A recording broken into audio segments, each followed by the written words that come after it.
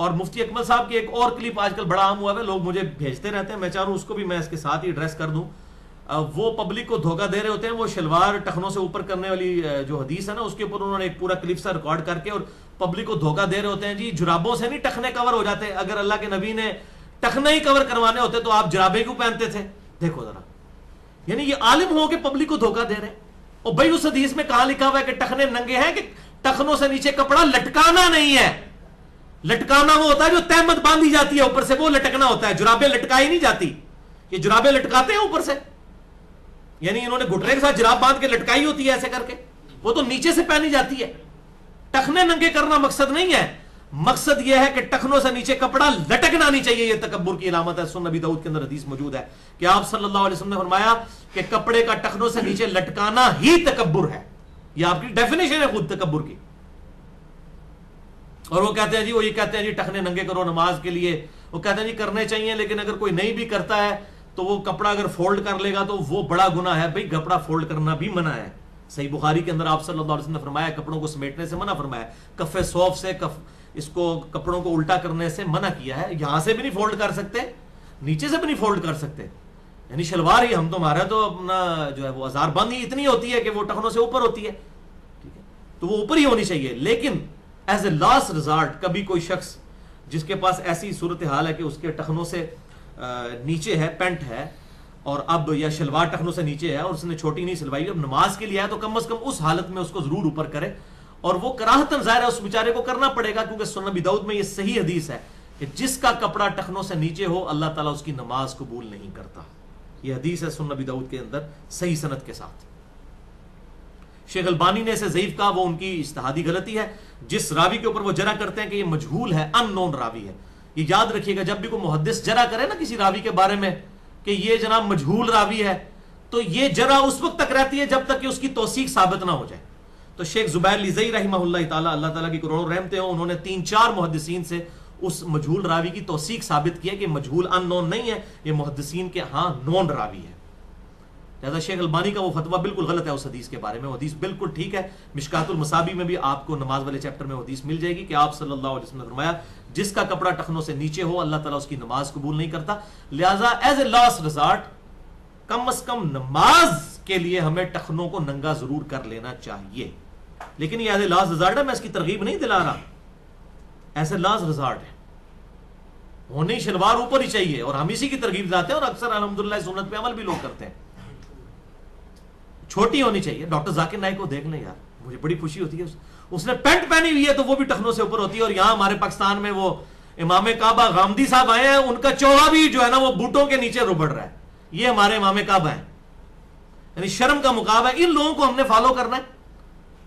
اور لوگ تو کہیں گے امام کعبہ, یعنی اسی طرح یہ ویٹیکن سٹی کا کوئی پوپ آ جائے تو کرسچن تو کہیں گے نا ہمارا پوپ ہے یہ, تو یہ پوپ کے لیول کی ایک شخصیت ہے نا امام کعبہ. اور جب وہ ٹی وی پہ آ کے پاکستان کے چینلز کے اوپر, جیو کے اوپر, میں نے سلیم صافی کے ساتھ ان کا انٹرویو دیکھا تو ان کے بوٹوں کے اوپر بھی ان کا چوغا لٹک رہا تھا.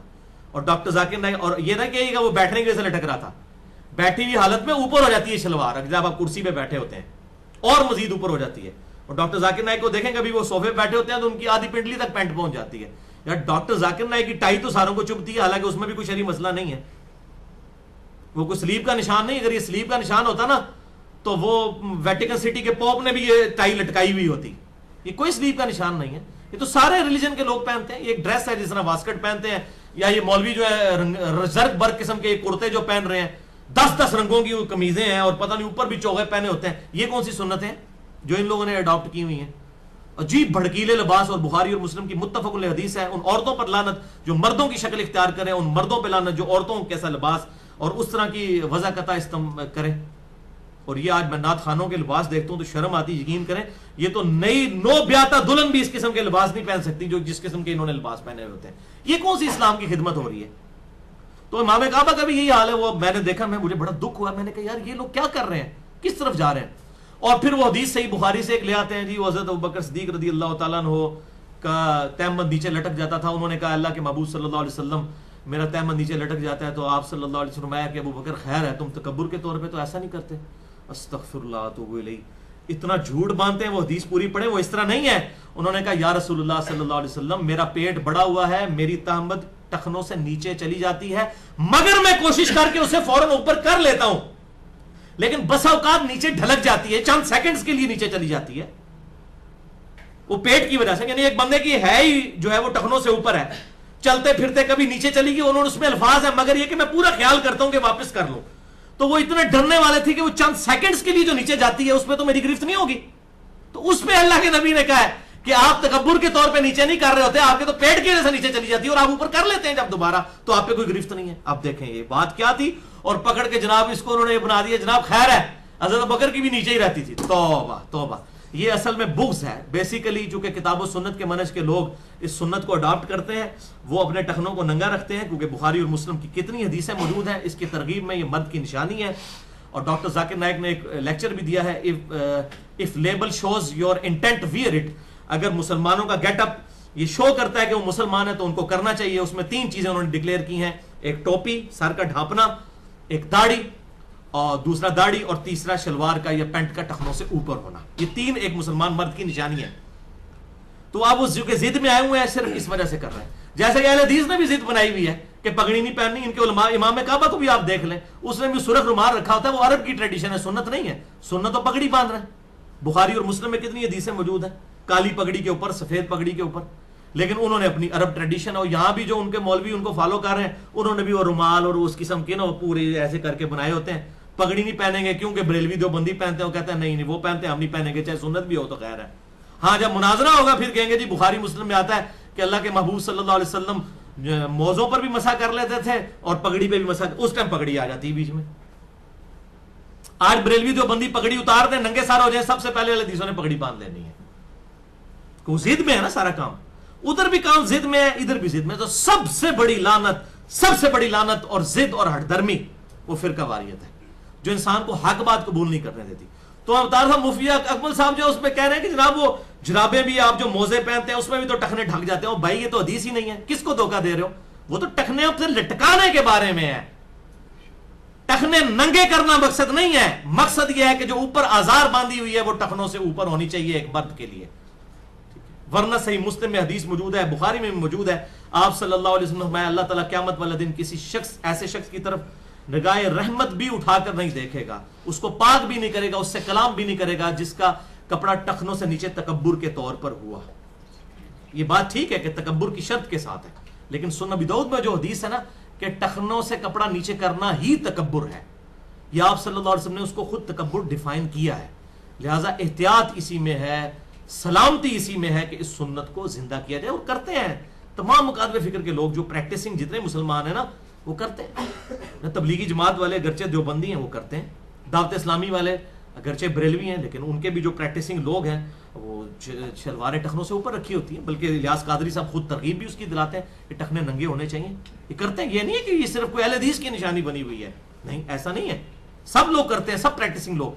लेकिन जब वो जिदबाजी आ जाती है ना, फिर उसमें मामला हो जाता है। उसमें यह है कि अफजल तो है आधी पिंडली तक, लेकिन वो सही मुस्लिम में हदीस है आधी पिंडली तक अफजल है, और आधी पिंडली से लेकर टखनों तक कुछ गुनाह की बात नहीं, लेकिन टखनों से नीचे आग में है तकब्बुर के तौर पर, और ये तकब्बुर की डेफिनेशन में आता है। लेकिन ये याद रखिएगा, खुदा के लिए किसी पे आपने फतवा नहीं लगाना, यानी अगर किसी का कपड़ा टखनों से नीचे लटक रहा है, आपने ये नहीं कहना ये मुतकब्बिर है, क्योंकि बहरहाल तकब्बुर दिल की कैफियत का नाम है। अगर कोई शख्स फैशन के तौर पर भी टखनों से नीचे कपड़ा करता है ना, तो हम उसे भी मुतकब्बिर नहीं कहेंगे, हम ये कहेंगे सुन्नत के मामले में सुस्ती कर रहा है, जब तक कि उसे तकब्बुर, वो खुद तकब्बुर कहते हुए ना कहना शुरू कर दे। ये तकब्बुर क्यों था? मतलब अगले जमानों में कपड़ा बहुत महंगा होता था, और पुराने बादशाह जो होते थे ना वो बड़े बड़े चोगे पहनते थे, और पीछे उनके कई मुलाजम होते थे जो उनकी वो ना बड़ी बड़ी गौन उठा के चल रहे होते थे, उनको टेल कैरियर कहा जाता था, टेल कैरियर, उनकी दुम को उठाने वाले, उसी की एब्रिविएशन वो बनाई हुई है ना, टीसी, टेल कैरियर। तो यहां कोई खुशामद करे उसका ना टीसी करता है, वो टीसी यही होती है कि वो जो उस टाइम में बड़े बड़े बादशाह थे ना, उन्होंने कपड़ा बड़ा महंगा होता था, तो जो जितना अमीर होता था या कोई बादशाह है तो उसने बड़ी सी गौन पहनी हुई है, पीछे जमीन पे लटक रही है, पीछे उठा के वो चल रहे होते हैं। जाहिर है वो उठाएंगे नहीं बेचारे, तो इतना वजन कौन उठा के, टगई को चल सकता है ना, इंसान तो नहीं चल सकता। इतनी बड़ी अगर कोई गौन किसी ने पहनी होगी, जमीन से जब लटकेगी और जमीन से रगड़ खाएगी, फ्रिक्शन होगी, तो कैसे बेचारा चलेगा? तो पीछे उठा के वो टेल कैरियर और टीसी, तो वो तकब्बुर की अलामत उस वक्त समझी जाती थी।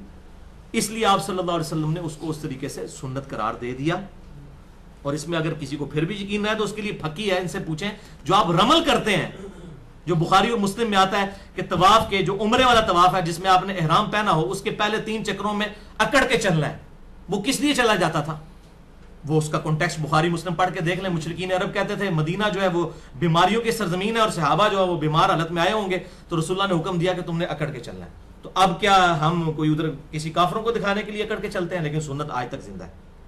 سنت تو نہیں چھوڑ سکتے ہم کہ جی اس زمانے کے لیے تھا. تو جب شلوار ٹخنوں سے اوپر کرنے کی باری آتی ہے کہتے ہیں اس زمانے کے لیے تھا. تو دکھائیں کہ رسول اللہ نے یہ فرمایا ہوگا یہ اس زمانے کے لیے. اور ہر حدیث کو توڑ موڑ کے تو مفتی اکمل صاحب پیش کر رہے ہوتے ہیں صرف اپنے فرقے کی حفاظت کے لیے. میں یعنی یہ جتنا میں نے غصہ مفتی صاحب پہ نکالا ہے نا، یہ اپنی ذات کے لیے واللہ نہیں نکالا، رسول اللہ کی محبت میں نے ان پہ غصہ نکالا. ورنہ یقین کریں میرے وہ استاد بھی ہیں. یعنی 96 میں جب میں انجینئرنگ یونیورسٹی میں پڑھتا تھا، ان دنوں وہ بھی درس نظامی شروع کر رہے تھے، تو میں نے ان کے ساتھ اعتکاف بھی کیا واہ کینٹ کے اندر. یہ ویڈیو چونکہ ریکارڈ ہو رہی ہے تو وہ پہچان بھی لیں گے یہ کون ہے جو اس وقت تھا اب گمراہ ہو چکا ہے. ٹھیک ہے، تو مسئلہ ہے کہ ہم ان کی بڑی عزت کرتے ہیں، بہت کچھ ان سے سیکھا ہے. ٹھیک ہے، وہ بڑی ینگ ایج میں بڑے انٹیلیجنٹ آدمی تھے، اللہ تعالیٰ ان تک حق پہنچائے. اور میں نے جو انہوں نے استانت کے اوپر کتاب لکھی تھی اس کے رد میں جو میرا مسئلہ نمبر 3 ریکارڈ ہوا ہے وہ بھی مفتی صاحب نے اس میں لکھا ہوا ہے کہ دیکھیں جی جب آپ امی سے آ کے روٹی مانگتے ہیں تو شرک نہیں ہو جاتا؟ یہ بھی تو مدد مانگ رہے ہیں، دیکھو کیا پبلک کو دھوکہ دے رہے ہیں. او بھائی میرے یہ تو ظاہری اسباب ہے مفتی صاحب.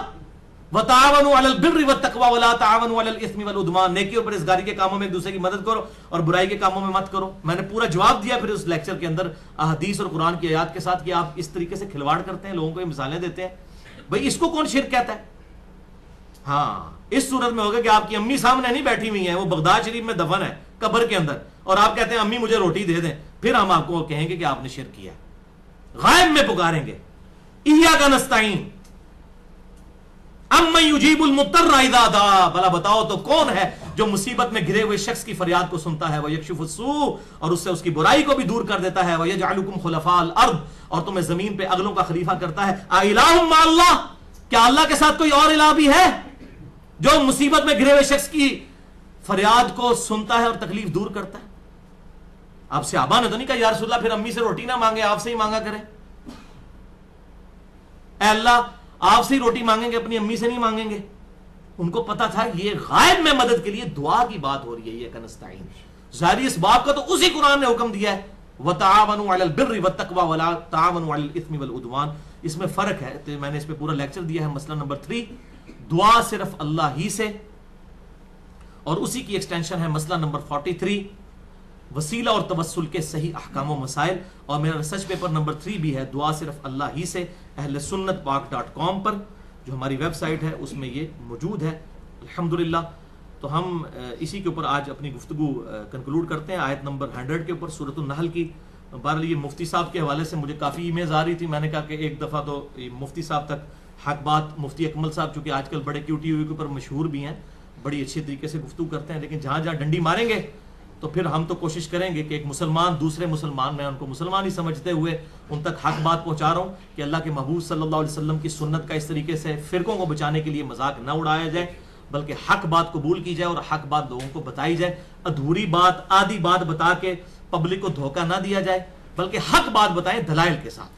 اب یہ ہمارا انشاءاللہ ویڈیو کلپ ہزاروں لوگوں تک پہنچے گا تو پھر یہ ان کے اوپر ادھار ہوگا کہ وہ ان باتوں کا جواب دیں. جو یہ 3-4 میں نے باتیں ان کی پوائنٹ آؤٹ کی ہیں، کرنے کو تو سینکڑوں کی جا سکتی ہیں، لیکن یہ 2-3 موٹی موٹی باتیں تھیں جو بڑے عرصے سے ادھار تھیں، اور وہ یہ بڑا اچھا موقع تھا کہ اللہ تعالیٰ فرماتا ہے سورۃ النحل آیت نمبر 100 انما سلطانہ علی الذین یتولونہ، بے شک شیطان پہ تو انہی لوگوں کا زور چڑھتا ہے جو خود اس کے ساتھ دوستی گانٹ لیتے ہیں، والذین ہم بہ مشرکون، اور ان لوگوں کے ساتھ اس کا زور چل جاتا ہے جو اللہ تعالیٰ کے ساتھ اور ہستیوں کو شریک ٹھہرا لیتے ہیں، اس کو اللہ کے ساتھ شیطان کو شریک ٹھہراتے ہیں.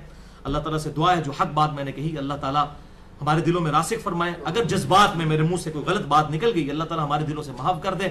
ہمیں کتاب و سنت کی تعلیمات پر عمل کر کے دوسرے بھائیوں تک پہنچانے کی توفیق عطا فرمائے. سبحانک اللہم و بحمدک اشہد ان لا الہ الا انت استغفرک و اتوب الیک وما علینا الا البلاغ المبین.